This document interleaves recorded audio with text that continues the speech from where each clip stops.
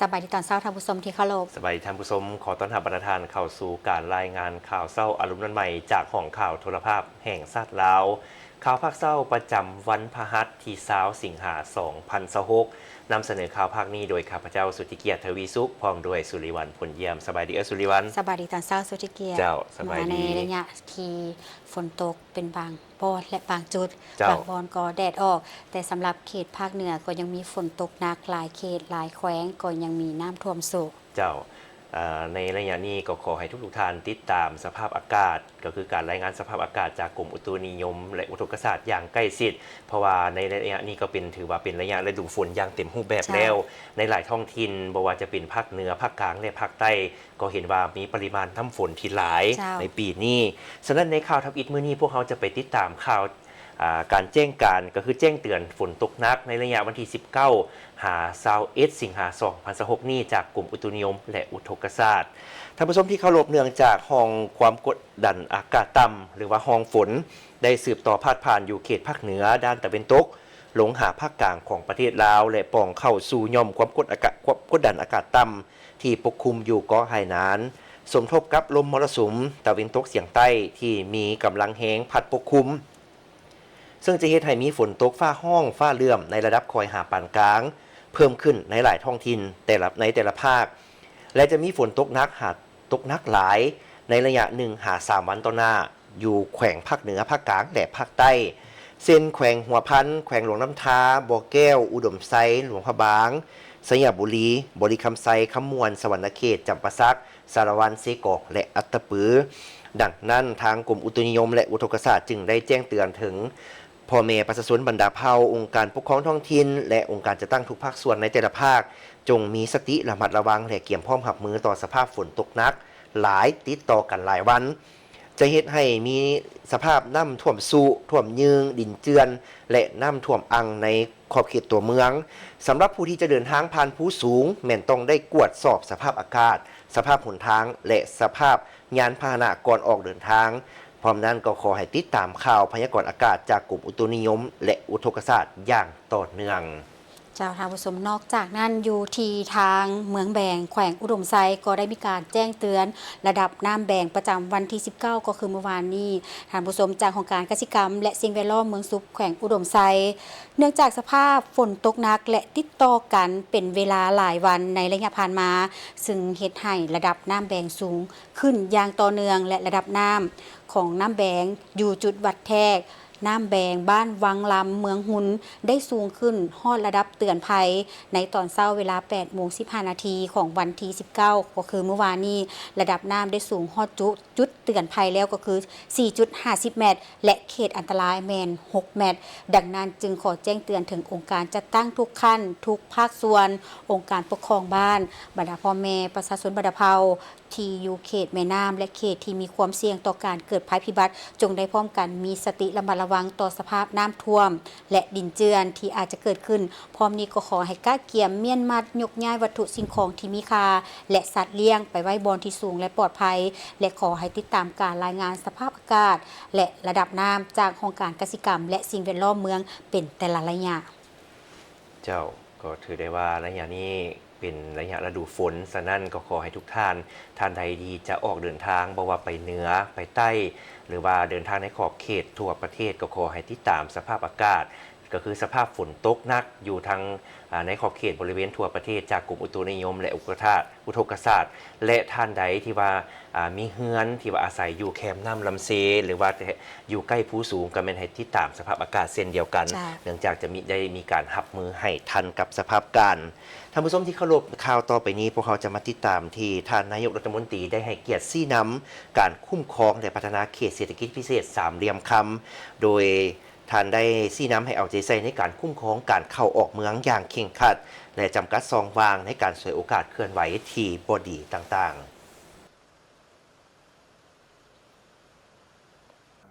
ภายหลังสำเร็จการเคลื่อนไหวเวียกงานอยู่แขวงหลวงน้ำทาแล้วในวันที่18สิงหาคม2026ท่านสนไซศรีพันดอนนายกรัฐมนตรีพร้อมคณะได้เคลื่อนไหวชี้นำเวียกงานอยู่เขตเศรษฐกิจพิเศษสามเหลี่ยมคำเมืองต้นเพิงแขวงบ่อแก้วมีประธานคณะกรรมการปกครองแขวงบ่อแก้วพร้อมด้วยคณะนำแขวงเมืองต้นเพิงองค์การคุ้มครองบริหารเขต สภาบริหารเขต และกลุ่มบริษัทผู้พัฒนาเขตให้การต้อนรับเขตเศรษฐกิจพิเศษสามเหลี่ยมคำสั่งตั้งขึ้นในปี 2007 มีเนื้อที่ 10,000 เฮกตาร์ในนั้นเขตพัฒนาตัวเมือง 3,000 เฮกตาร์และเขตป่าพื้นที่สีเขียว 7,000 เฮกตาร์และระยะ 19 ปีผ่านมาสามารถดึงดูดการลงทุนพัฒนากิจการต่างๆ เป็นต้นการผลิตอสังหาริมทรัพย์ ที่อยู่อาศัยโรงแรมการค้าธนาคารการท่องเที่ยวการบริการและอื่นๆรวมมูลค่าทั้งหมดประมาณ$10 ตรีสหรัฐซึ่งเทียบใส่บรรดากิจการลงทุนที่กำหนดตามสัญญาแม่นปฏิบัติได้ประมาณ60ส่วนห้อยปัจจุบันมีแรงงานที่ได้จดทะเบียนอยู่เขต 10,000 กว่าคนนอกนั้นเป็นนักลงทุนเจ้าของธุรกิจผู้ที่พักผ้าอาศัยและนักท่องเที่ยวมีประมาณ 10,000 กว่าคนสำหรับพนักงานรัฐจากแขนงการต่างๆมีทั้งหมด400 กว่าท่านในโอกาสดังกล่าวนี้ท่านนายกรัฐมนตรีก็ได้มีความเห็นโอลมและชี้นำเวียกงานบางด้านเป็นต้นให้ภาคส่วนเกี่ยวข้องสมทบกันสืบต่อปรับปรุงสภาพแวดล้อมการลงทุนการบริการผ่านระบบกลไกประตูเดียวสุกยู่ส่งเสริมเวียกงานการลงทุนอย่างแข็งแรงโดยเฉพาะแขนงการที่จะเป็นเสาค้ำเศรษฐกิจให้ขยายตัวและมีความยืนยงเป็นต้นการท่องเที่ยวการผลิตการปรุงแต่งการขนส่งการศึกษาสาธารณสุขและอื่นๆให้แขนงการเกี่ยวข้องแขวงสมทบกับคณะคุ้มครองบริหารเขตและผู้ลงทุนพัฒนาจัดตั้งระบบการเรียนการสอนระดับสามัญศึกษาตามหลักสูตรของกระทรวงศึกษาธิการและกีฬาบางออกรวมทั้งศูนย์ฝึกวิชาชีพในสาขาต่างๆให้กลายเป็นรูปธรรมโดยไวเอาใจใส่บังคับใส่กฎหมายบาดด้วยวิสาหกิจอย่างเข้มงวดให้คุ้มครองการชำระสะสางต่างๆเป็นต้นการค้าการลงทุนการเบิกจ่ายค่าแรงงานการบริการและอื่นๆผ่านระบบธนาคารของสาธารณรัฐประชาธิปไตยปฏิรูปลาวให้มีการหันเปลี่ยนอย่างแข็งแรงเข้มงวดและมีประสิทธิผลหลายขึ้นกว่าเก่าให้ผู้พัฒนาสร้างกิจกรรมต่างๆเพื่อดึงดูดการท่องเที่ยวการลงทุนให้มีบรรยากาศที่ฟดฟื้นต่อเนื่องสืบต่อพัวพันหัวมือและขยายสายการบินกับท้องถิ่นต่างๆของบรรดาประเทศใกล้เคียงให้นับมือหลายขึ้นคุ้มครองการเข้าออกเมืองโดยเฉพาะการเข้าออกเขตอย่างเคร่งครัดจำกัดช่องว่างการสวยโอกาสในการเคลื่อนไหวที่บ่ดีต่างๆฮิบฮ้อนปรับปรุงสัญญาสัมปทานเขตให้รัดกุมสอดคล้องกับกฎหมายระเบียบการที่เกี่ยวข้องและญาติแยงได้ผลประโยชน์หลายขึ้นปรับปรุงคณะคุ้มครองบริหารเขตให้สอดคล้องกับความเกี่ยวข้องต้องการของเวียกงานเคลื่อนไหวเวียกงานมีความลงเรียนและรับประกันประสิทธิผลให้มีกลไกการพัวพันหัวมือกับแขวงชายแดนของประเทศใกล้เคียงเพื่อคุ้มครองแรงงานจากบรรดาประเทศเหล่านั้นให้ได้รับผลดี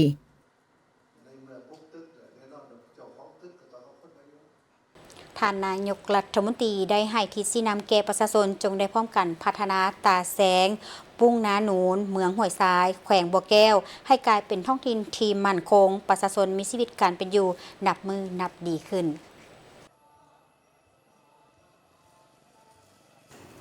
ในตอนเช้าวันที่ 19 สิงหาคม 2026 ท่านสอนไซศรีพดรนายกรัฐมนตรี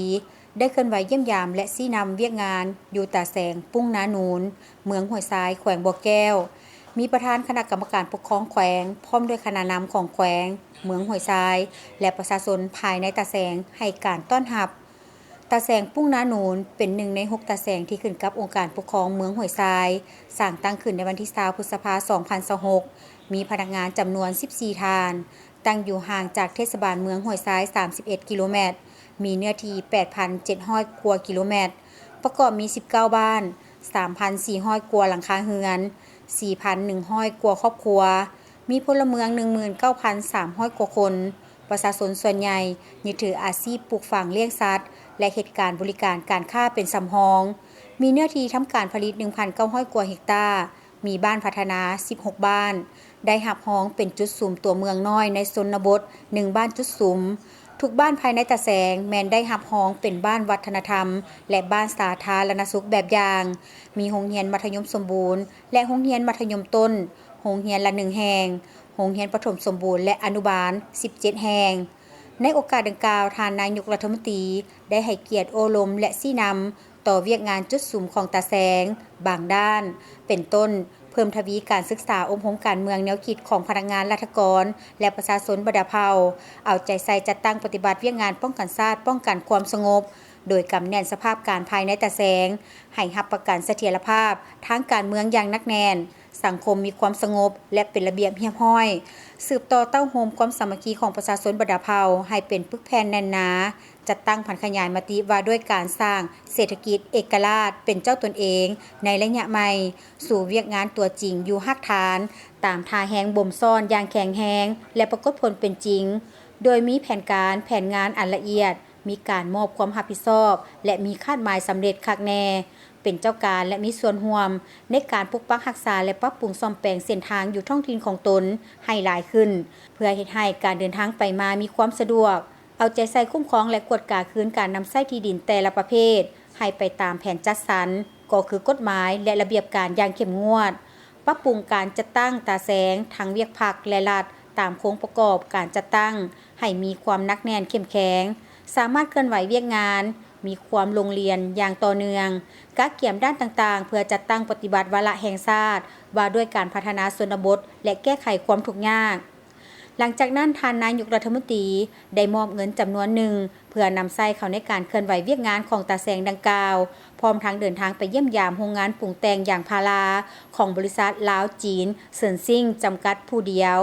ที่บ้านน้ำเดือเมืองห้วยทรายโรงงานยางพาราลาวจีนเจินซิ่งจำกัดผู้เดียวสร้างตั้งในปี 2012 ด้วยทุนก่อสร้าง 60 ล้านหยวน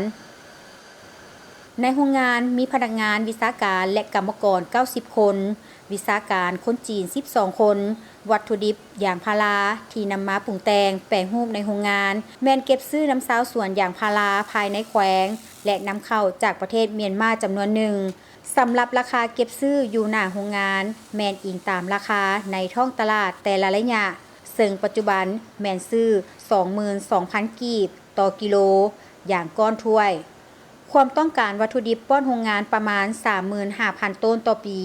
ความสามารถปรุงแต่งแปลงรูปอย่างพาราแห้งประมาณ 80 ต้นต่อวัน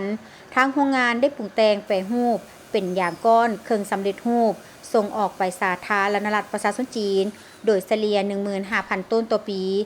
ซึ่งเป็นตลาดจำหน่ายของโรงงานในปี 2026 แต่เดือนมังกรกรกฎได้ปรุงแต่งแปลงรูปส่งออก 10,000 กว่าต้น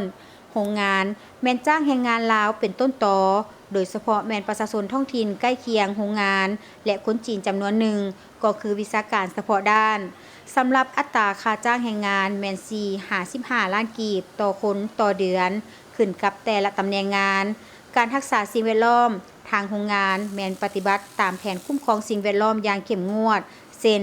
ระบบน้ำเสียแม่นได้ก่อสร้างอ่างบำบัดตามมาตรฐานสากลโดยใช้ระบบหมุนเวียนน้ำสามารถนำกลับคืนมานำใช้ได้เพื่อลดพรปัญหากินเหม็น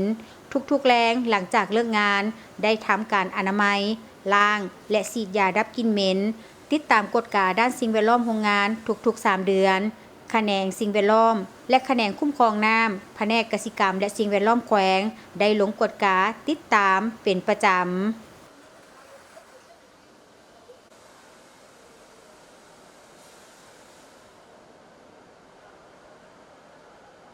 โรงเรียนมัธยมสมบูรณ์มิตรภาพลาวเวียดนามได้มีความพร้อมรอบด้านเกี่ยมเปิดซกเรียนใหม่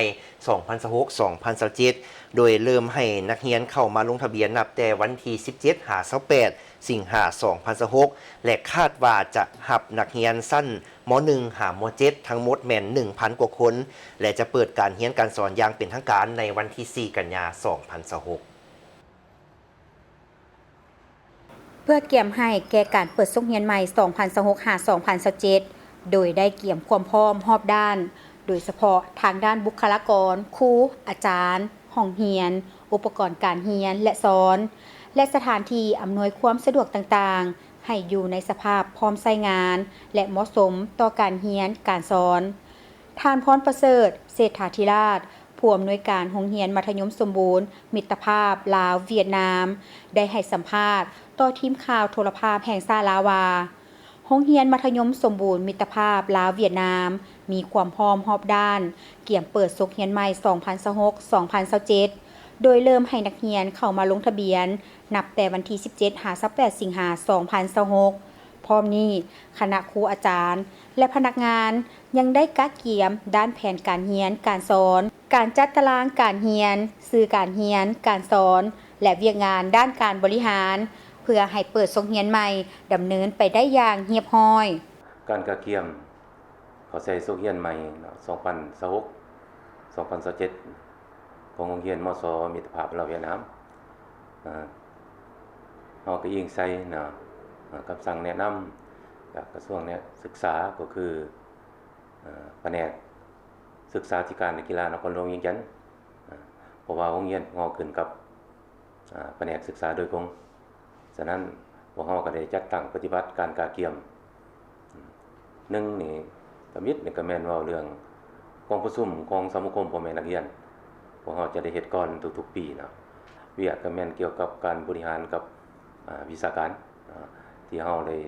จัดตั้งปฏิบัติใน1โรงเรียนผ่านมาต่อใส่กองประชุมของวิชาการ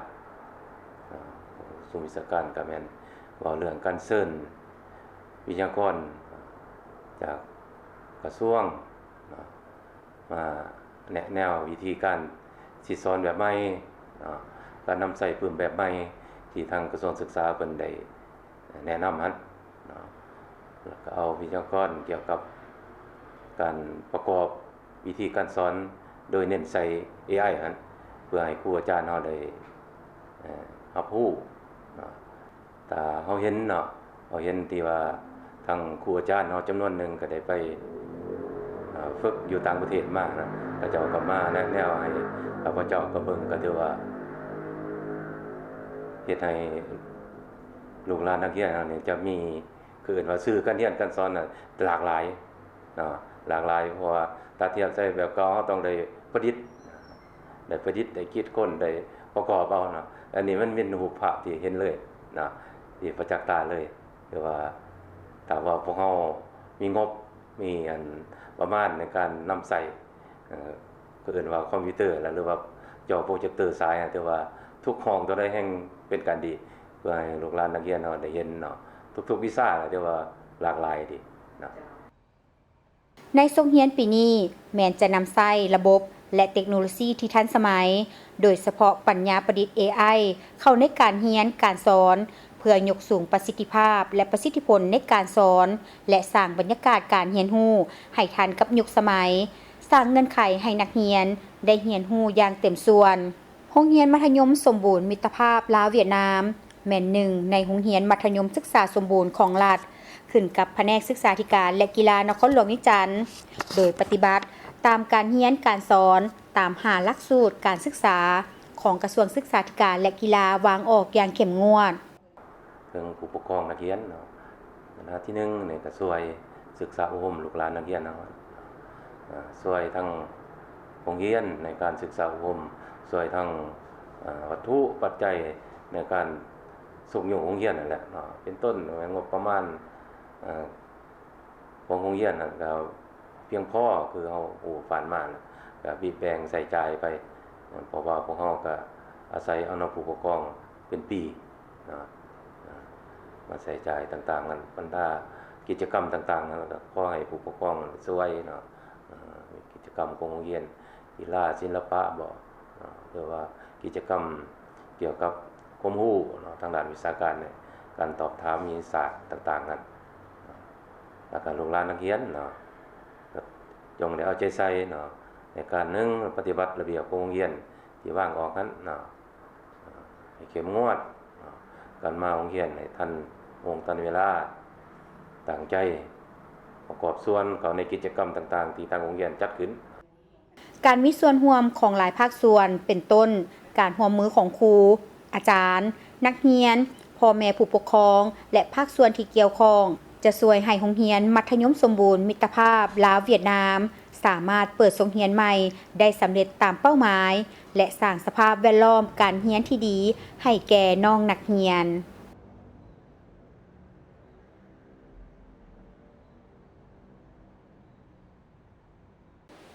ท านผู้ชมเจ้าหน้าที่กลุ่มเครือข่ายบังคับใช้กฎหมายว่าด้วยสัตว์ป่าและกฎหมายว่าด้วยป่าไม้หรือลาเว้นได้ลงกฎการและยึดของกลางค่ายคือสิ้นส่วนและผลิตภัณฑ์สัตว์ป่าที่นครหลวงจันทร์รวมทั้งหมดแมน38รายการมีน้ำหนักหลายกว่า30กิโลกรัมในวันที่18 สิงหาคม 2026 ที่ผ่านมาเจ้าหน้าที่กลุ่มเครือข่ายบังคับใช้กฎหมายว่าด้วยสัตว์ป่าและกฎหมายว่าด้วยป่าไม้หรือลาเว้นและภาคส่วนที่เกี่ยวข้องได้พร้อมกันลงเคลื่อนไหวกวดการลักลอบค้าขาย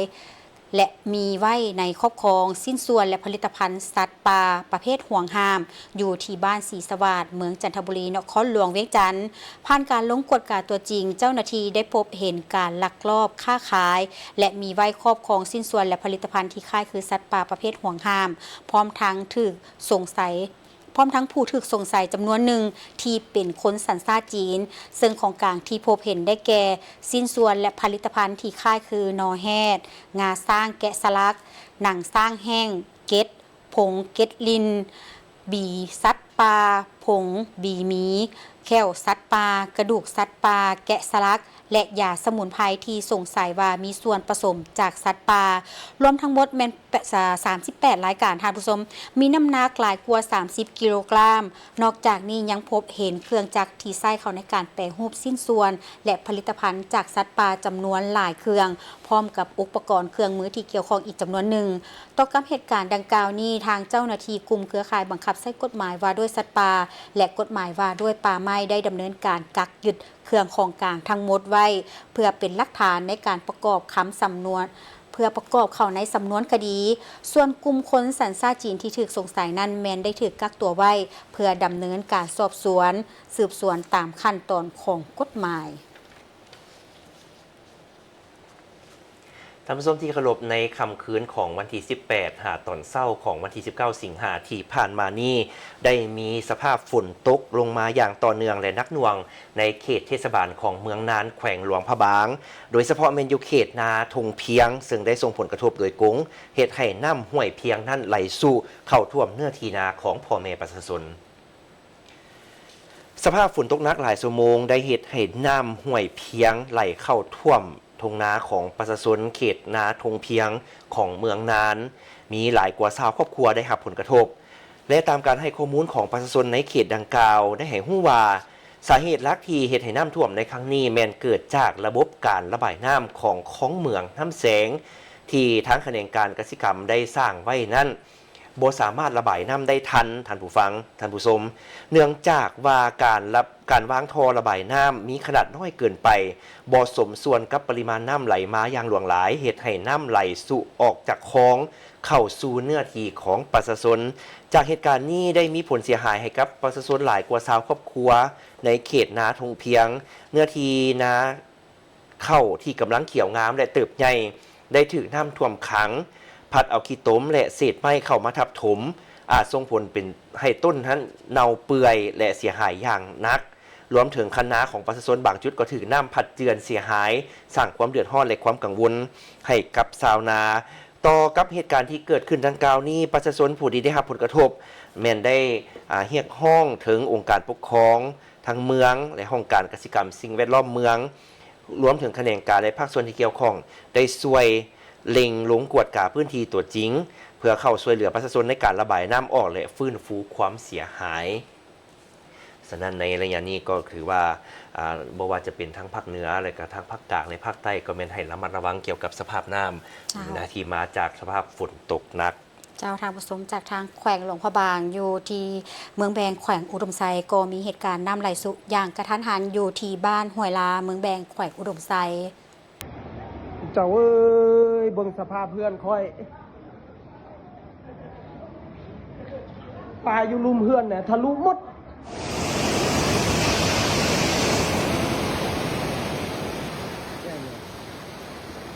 ท่านผู้ชมจากภาพที่ท่านผู้ชมได้เห็นในตอนนี้แมนเหตุการณ์น้ำไหลท่วมสุกระทันหันในวันที่ 19 สิงหาคม 2026ที่เกิดไหลสุกระทันหันอยู่ที่บ้านห้วยลาเมืองแบงแขวงอุดมไซจากการบอกเล่าของประชาชนที่ได้รับผลกระทบในครั้งนี้ได้เล่าว่าในเวลา 3:30 นาทีของตอนหุงเช้าได้มีน้ำไหลสุกอย่างกระทันหันเข้าเฮือนอย่างไววาในเวลาบ่เกิน ถึง2นาทีทางผู้ชมเฮ็ดให้เฮือนซานของพ่อแม่ประชาชนในพื้นที่ดังกล่าวหันถึกน้ำท่วมนอกจากเฮือนซานแล้วยังมีโรงเรียนสุขศาลาอีกจำนวนหนึ่งที่ได้รับความเสียหายซึ่งมวลน้ำแม่นได้ไหลแห้งสู่เข้าเฮือนของประชาชนหลายหลังคาเฮือนระดับน้ำแม่นสูงประมาณ 1.5 เมตรในบางจุดเหตุการณ์ดังกล่าวได้สร้างความเสียหายอย่างหนักหน่วงทางด้านทรัพย์สินต่อหลายครอบครัวปัจจุบันยังบ่มีรายงานว่ามีผู้ได้รับบาดเจ็บในเหตุการณ์ดังกล่าวและผู้สูญหายก็ยังบ่มีซึ่งในน้ำไหลสู่ในครั้งนี้จะเห็นได้ว่ามีทั้งเศษไม้ขี้ตมดินและต้นไม้ที่หักทับถมเฮือนและไหลเข้าเฮือนซานประชาชนซึ่งภาคส่วนที่เกี่ยวข้องก็ได้ระดมบรรดาเจ้าหน้าที่ปกส.เข้าช่วยเหลือพ่อแม่ประชาชนในการเก็บเมี่ยนทำความสะอาดเล็งให้สภาพกลับคืนมาได้ปกติอย่างไววา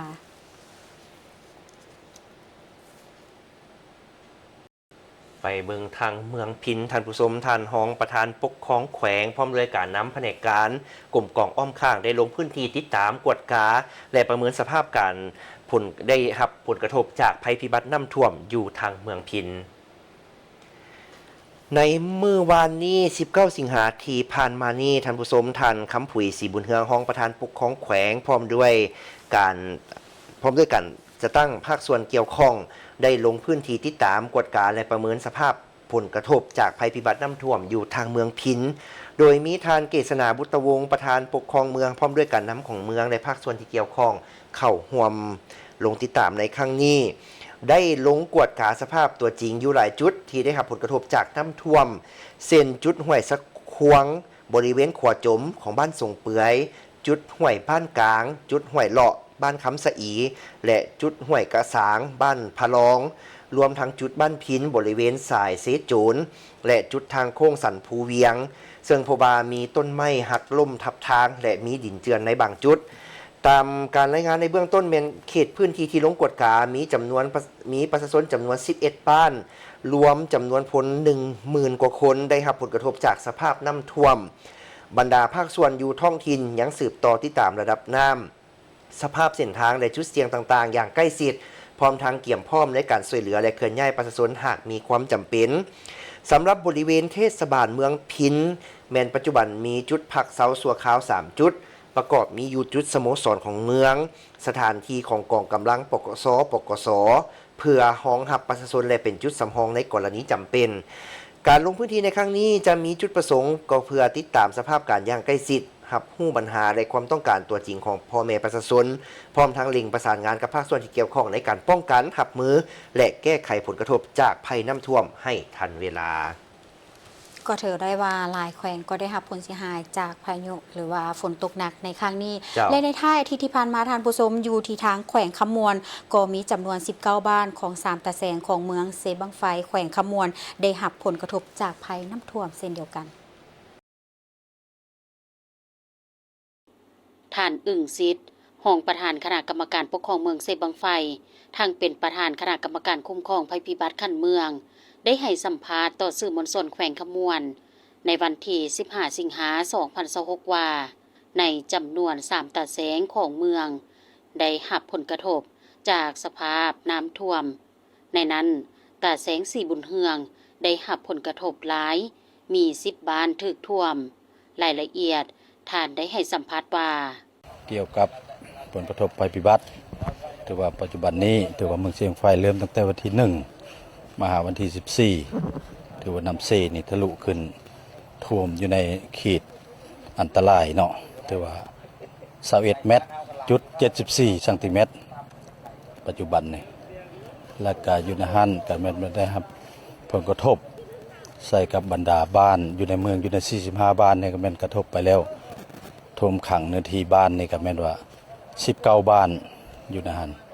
หรือว่าอยู่ในตาแสงสีบุญเฮืองนี่ก็กลุ่มไปอยู่อัน10บ้านและก็ตาแสงเข้าไปใต้ก็7บ้านตาแสงเข้าไปเหนือนี่ก็2บ้านอันนั้นเป็นผลกระทบสำหรับอันบ้านเนาะและเนื้อที่หน้านี่ก็แม่นว่ากลุ่มเอาอยู่35บ้าน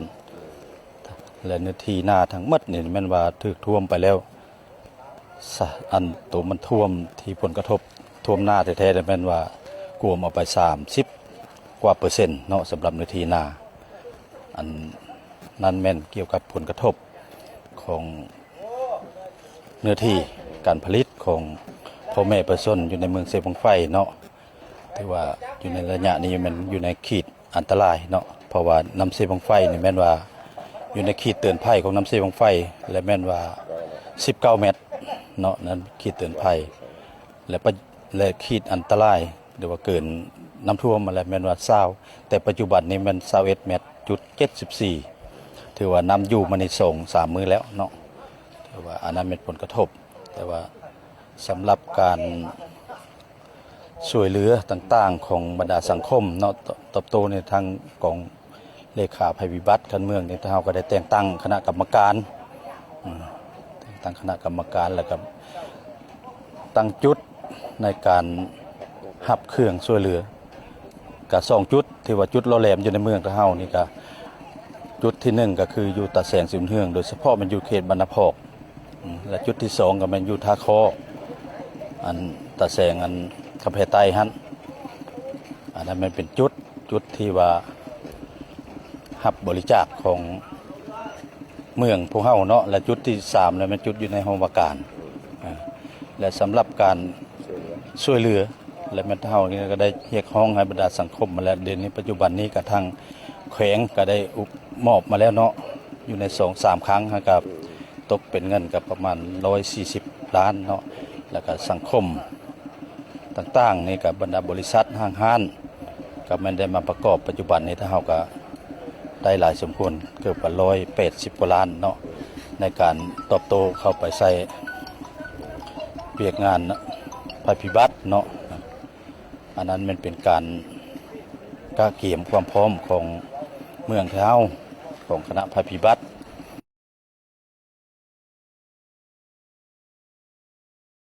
นำพาประธานไปทั้งแขวงพงศาลีได้มีพิธีประกาศแต่งตั้งตาแสงสินไซเป็นตาแสงทับอิฐของทั้งเมืองขวาแขวงพงศาลี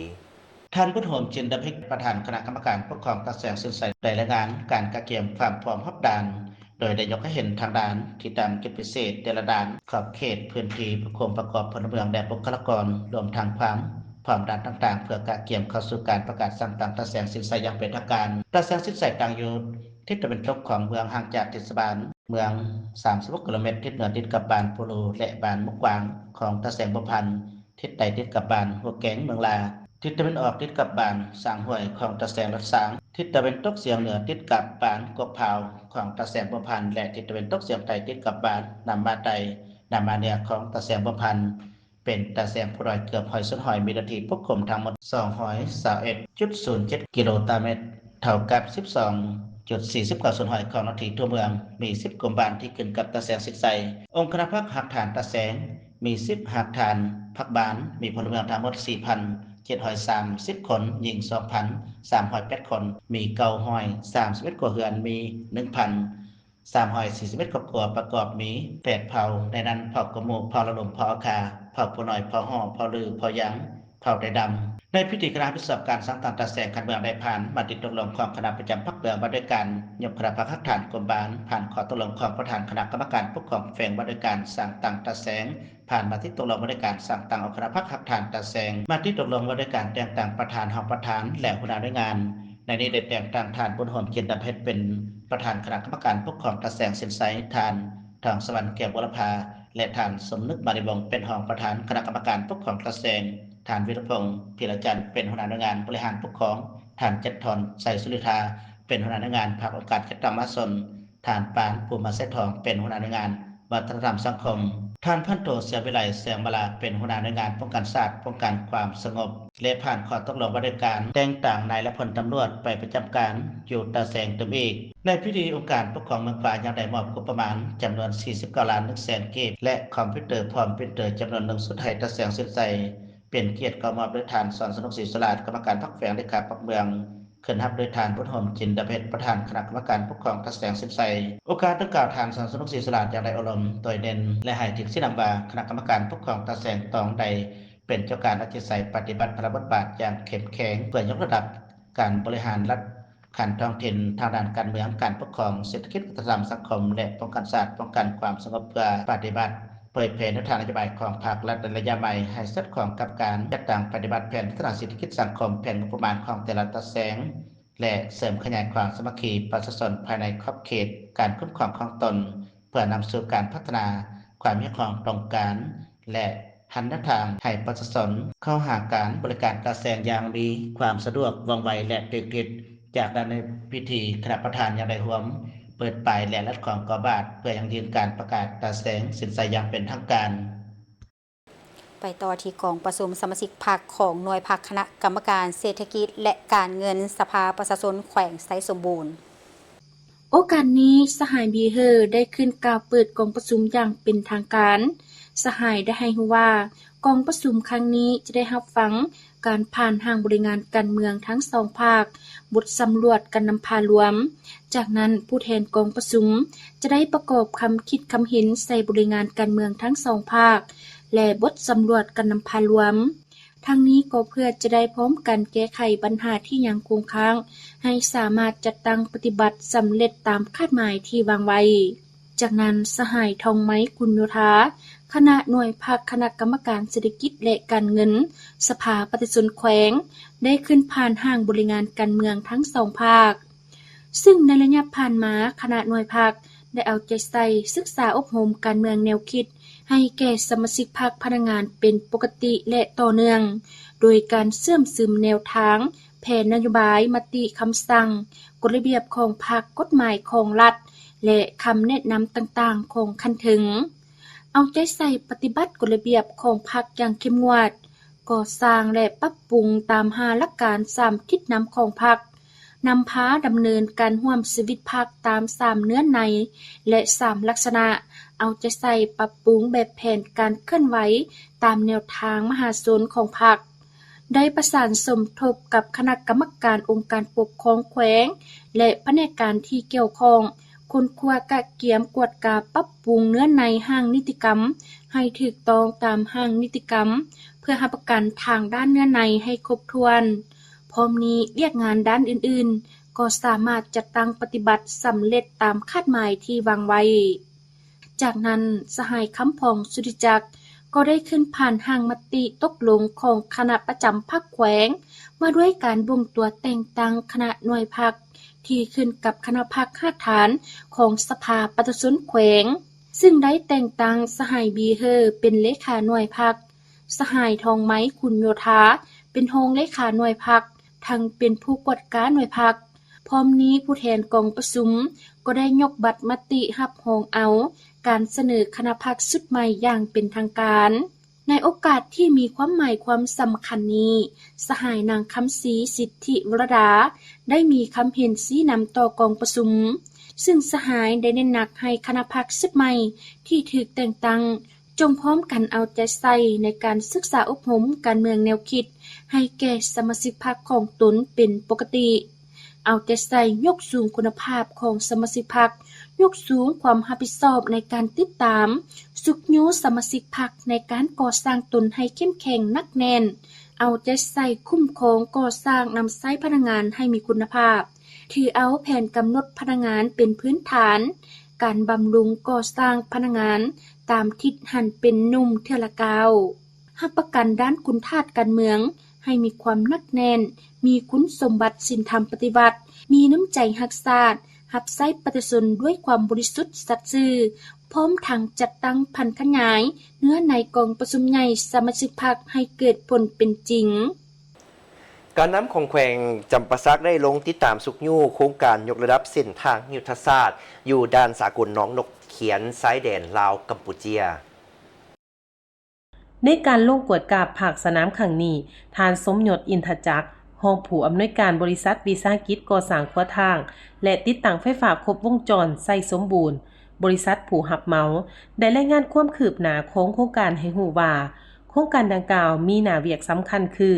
การปูยาง2สั้นระยะทาง4กิโลเมตรมีหน้าทางกว้าง6เมตรโดยระยะที่1ได้เริ่มต้นลงมือบุกเบิกในต้นเดือนสิงหาคม 2026 นี้และปัจจุบันสามารถบุกเบิกสำเร็จแล้ว4กิโลเมตร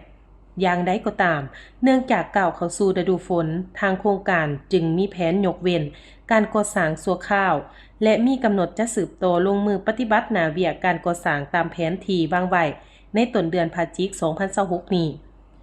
โครงการปรับปรุงและยกระดับเส้นทางสายนี้ถือเป็นหนึ่งในโครงการยุทธศาสตร์ที่สำคัญเนื่องจากมีจุดประสงค์เพื่อก่อสร้างและเชื่อมจอดเส้นทางคมนาคมระหว่างแขวงจำปาสักสาธารณรัฐประชาธิปไตยประชาชนลาวกับราชอาณาจักรกัมพูชีให้มีความสะดวกสบายยิ่งขึ้นพร้อมทั้งเป็นการรองรับการสัญจรไปมาการขนส่งสินค้าการซื้อขายและการท่องเที่ยวระหว่างประเทศให้มีความคล่องตัวและนับเติบโตขึ้นอย่างต่อเนื่องในอนาคตได้มีพิธีพบปะระหว่างคณะผู้แทนสภาประชาชนแขวงเซกองแห่งสาธารณรัฐประชาธิปไตยประชาชนลาวและคณะผู้แทนสภาประชาชนแขวงยะลายแห่งสาธารณรัฐสังคมนิยมเวียดนาม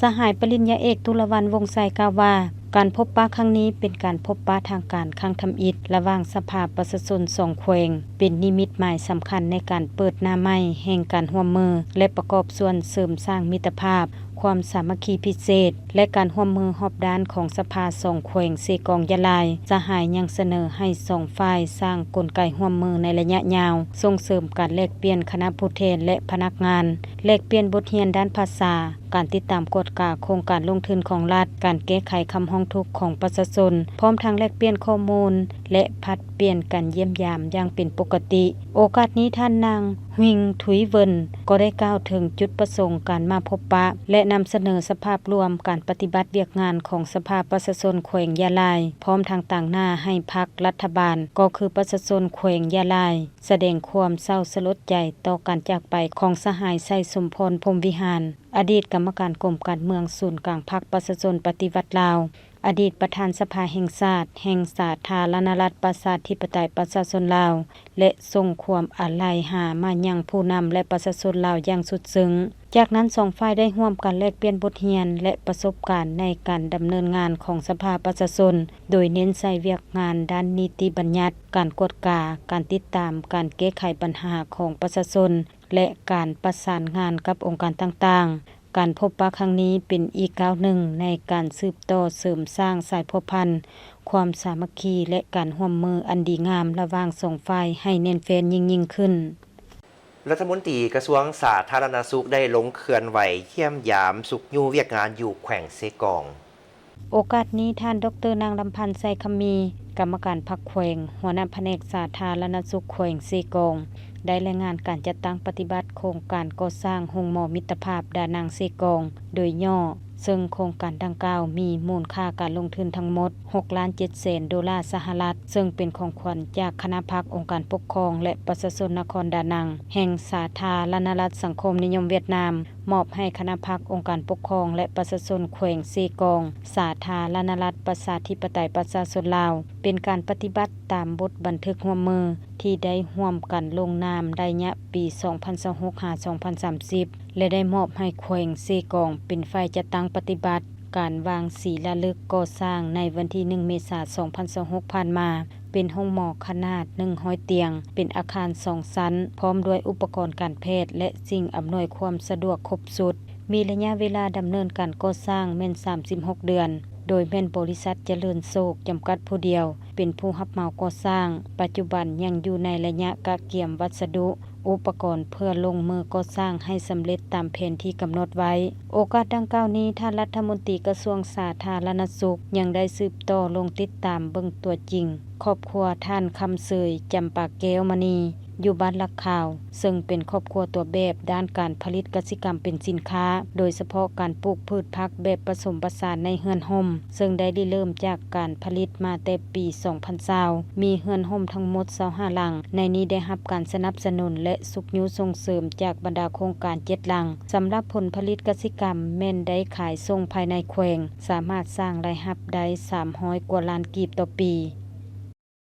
ทั้งหมดนี้คือการนำเสนอข่าวเศร้าอรุณวันใหม่ขอบใจทุกท่านที่ได้ให้เกียรติติดตามรับชมมาฮอนี่โฆษกทั้งสองพร้อมด้วยทีมงานข่าวขอลาท่านผู้ชมไปด้วยเวลาเพียงเท่านี้และพบกันใหม่ในข่าวภาคต่อไปสบายดี